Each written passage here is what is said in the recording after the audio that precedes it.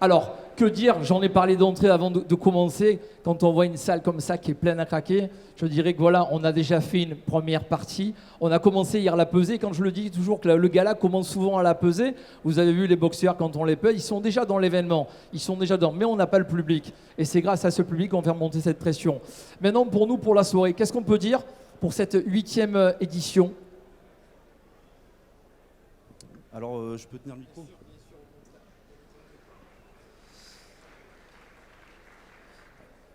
Je suis désolé, je suis un peu ému. Voilà, ça fait 10 ans maintenant que je fais l'Extreme Fight. Toujours au fond, là-bas, en toute discrétion, j'essaye. C'est un honneur pour moi ce soir d'être là devant vous. Ça me fait chaud au cœur. Alors j'avais écrit un discours, mais vu que je suis une tête de linotte, je l'ai oublié. Alors je vais essayer d'improviser. Et on a le temps. Par contre, je ne vais pas vous faire perdre de temps parce que je sais qu'après il y a du spectacle. On m'avait demandé de raconter mon histoire, et c'est une longue histoire. Et je suis désolé d'avance. Je suis pas quelqu'un d'extraordinaire.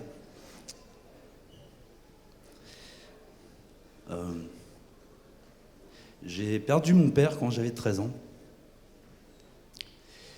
Et la suite des événements, ça a été très compliqué. On disait de moi que j'étais pas un cheval de course. Ce qui fait qu'à mes 17 ans et demi, je voulais voir d'autres horizons. Et j'ai rencontré des gens extraordinaires en fait. Et je me suis rendu compte qu'ils étaient comme moi. C'était pas des chevaux de course en fait. Et c'est là où toute mon aventure a commencé. Je me suis rendu compte que la vie en fait, elle était derrière le rideau. Et pour ma petite histoire, c'est que autant je suis mort comme mon père est mort. J'ai failli mourir 10 fois au combat. Je me suis fait blesser 6 fois. Et c'est là où on me disait que j'étais un chat noir. J'ai fait un crash hélico, voilà, je m'en suis sorti. J'ai pris des roquettes qui m'ont cisaillé, propre. J'ai pris une grenade qui m'avait découpé la partie gauche, voilà. Je m'en suis sorti sans être trop dévisagé, on va dire, j'ai eu de la chance. Je me suis fait enfoncer le crâne en émeute, dans un autre pays encore. J'ai eu de la chance aussi parce que j'ai eu des grenades qu'on me balançait dans les jambes et il y en a une qui n'a jamais explosé. Donc du coup, vous voyez, j'ai eu de la chance et au même titre que je me suis fait toucher dans le casque aussi. Mais tout ça, c'est pas grave. C'est pas grave en fait. Parce que le seul message que je voulais vous faire passer à tous en fait, c'est que quand on a les deux genoux au sol en fait, eh ben, il faut apprendre à regarder le flambeau de ceux qui nous guident, en fait. Et ceux qui nous guident, comme vous tous d'ailleurs, je tenais à vous remercier. J'ai une pensée très émue pour ma femme, qui m'a toujours épaulé.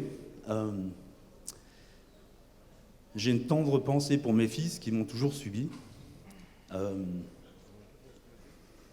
Je tenais à vous remercier tous, parce qu'en fait, je ne peux que m'incliner devant vous tous, mon général, tous ceux qui organisent cette soirée extraordinaire. Parce qu'en fait, vous êtes une communauté de l'entraide, en fait, de l'aide. Et comme je vous ai dit, on m'a toujours donné des noms d'animaux. Hein. J'étais pas un cheval de course, après j'étais un chat noir. Et bizarrement, je suis descendu dans l'échelle alimentaire parce que ma femme m'appelle mon petit rat. Bon. Et mon général, si vous me le permettez, ce soir, en fait, pour une fois dans ma vie, j'aimerais être un aigle, en fait. Choisir ce que je veux être et voler de mes propres ailes. Juste pour faire comme vous tous, en fait. Aider les gens. Et leur dire, venez. Viens mon gars, on y va. Et on va avancer.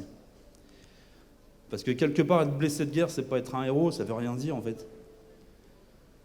Parce que je me suis rendu compte qu'en fait, on a tous perdu quelqu'un. Un père, un frère, une mère. On pense aux femmes aussi qui, dès 14 ans, ont de l'endométriose et ainsi de suite. Et ça aussi, c'est... La vie nous choisit pas en fait. Elle choisit pas qui elle va taper. Et au combat, en fait, c'est pareil. J'ai été guidé par mon frère qui est dans les gradins, là-bas, Fabrice, qui m'a jamais jugé. Et je tenais à remercier très particulièrement Maxime Guette, que j'ai connu depuis tout petit, qui se démène aussi, et Sébastien aussi. En tout cas, merci.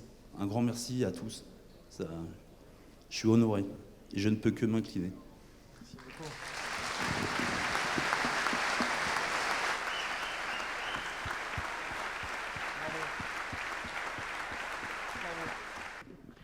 Bon, général. Je crois honnêtement, mon adjudant, que vous êtes un aigle. On peut vous applaudir à nouveau.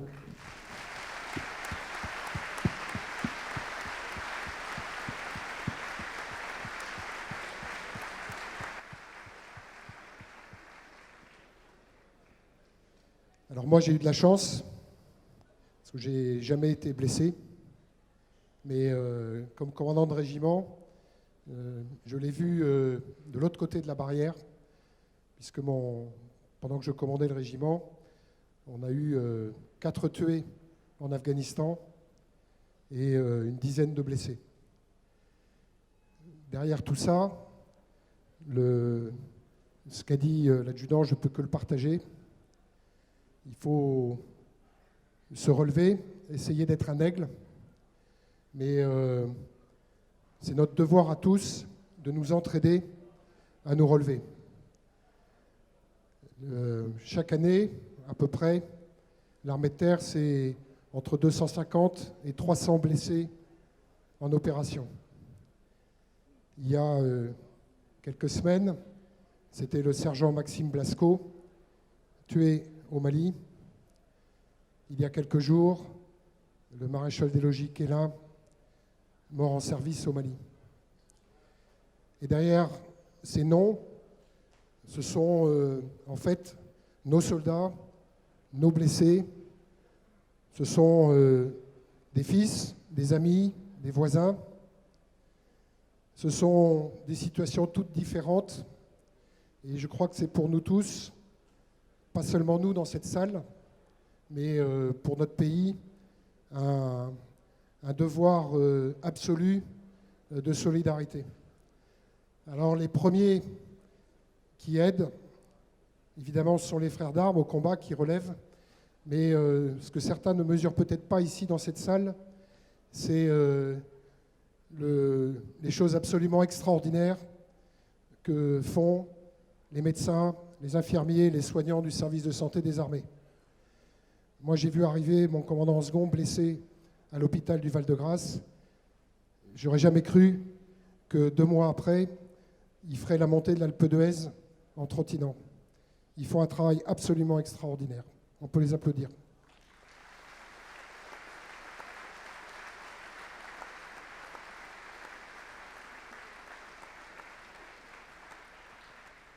Et puis derrière, il y a toute une solidarité institutionnelle.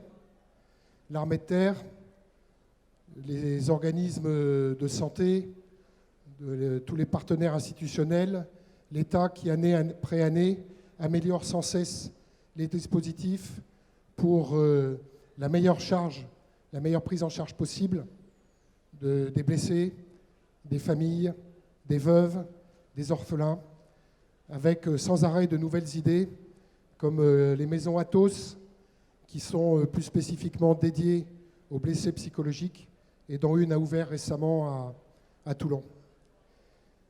Énormément est fait, mais ça ne suffit pas toujours. Il y a des besoins qui ne peuvent être couverts que par, finalement, la générosité associative. C'est l'hébergement, le transport des familles pour visiter à l'hôpital. C'est le financement d'un appareillage sportif pour permettre à un blessé de se reconstruire, de se lancer des défis par le sport c'est des permis de conduire pour les orphelins, c'est beaucoup, beaucoup de choses.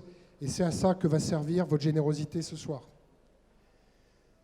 Alors, pour que tout ceci soit possible, beaucoup de gens ont travaillé à ce gala, magnifique. Je ne les citerai pas tous individuellement, ils seront cités au fur et à mesure, ils seront présentés et cités au fur et à mesure, mais je vais quand même avoir 3 mentions spéciales, 4 mentions spéciales.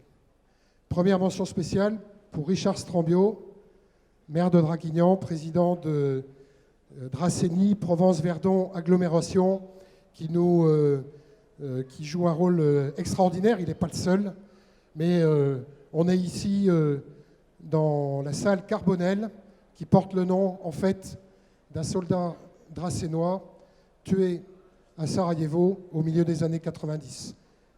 Merci, monsieur le maire.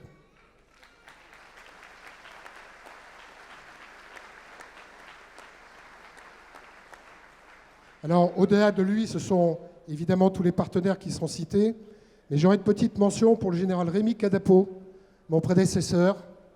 Vas-y, lève-toi. Voilà. Il aurait dû être à ma place s'il n'y avait pas eu les confinements successifs. Une 3e mention qui est pour le major Sébastien, qui est finalement un peu l'initiateur, le maître d'œuvre de ce gala depuis 8 ans. On le reverra tout à l'heure. Et puis, évidemment, une mention toute particulière pour nos blessés. Alors, l'adjudant est là, mais il y en a d'autres dans la salle, et je vous demande, nos blessés, de vous lever. Si vous voulez bien. Voilà, je voudrais qu'on les applaudisse très fort.